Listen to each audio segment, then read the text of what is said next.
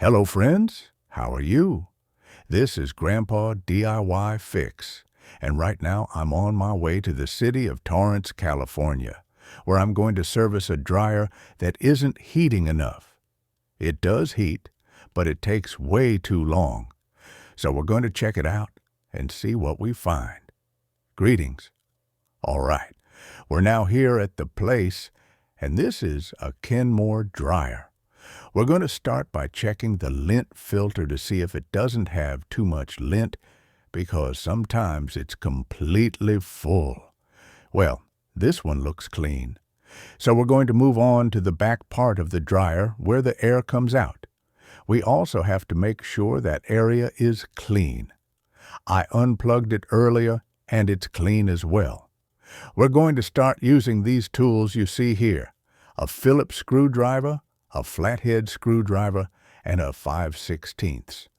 We're going to remove these two Phillips screws you see here, and then continue with the flathead screwdriver and push it upward to remove the top panel.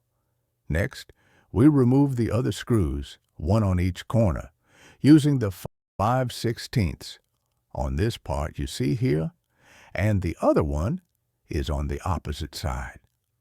After removing those screws, you can also disconnect the cables that go to the switch, or if you have enough space, you can just set the panel to the side. The front cover has to be lifted upward because it has clips at the bottom that secure it. After this, we're going to remove the belt from the pulley. As you can see here, we're going to remove the belt. You push to the right to release the tension and then remove it, just like that. Now, we're going to pull the drum out to the side, and as I mentioned at the beginning, this dryer takes too long. Yes, it dries, but it takes way too long to finish. Well, the most common issue is the solenoids. We're going to replace them, and after that, the dryer should work properly. Remember, these fail very frequently. They can last from a month to 5 or more years, but there's a small one. This is the small one, and the other is the large one.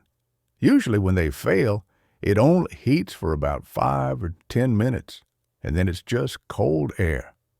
The large coil has like a little ring. Be careful not to drop it because this one is very special, and if you drop it along with the large coil, then the dryer might not dry properly. Once the solenoids are installed, we'll continue with the cleaning process because sometimes it's recommended, once the unit is open, to vacuum the area to remove all the lint that accumulates under the drum and next to the motor, especially near the heating element. Now that it's clean, we'll put everything back in reverse order. We'll reinstall the drum. Make sure to turn it a few times so it sits properly on the roller wheels and that the belt is in place and properly aligned.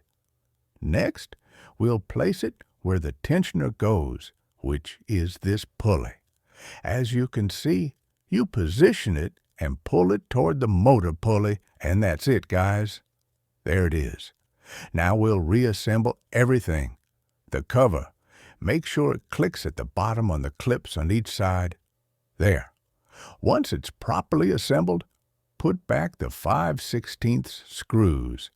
And, well, this is a very simple dryer. Honestly, anyone can repair it. And remember, most dryers that you open from the top lint filter are almost all similar. The width, 29 inches. The 27-inch models are a little different when opening and also when lowering the unit. So, here it is, guys. I hope you enjoyed the video. I'm Grandpa DIY Fix, signing off, and I'll see you in the next video.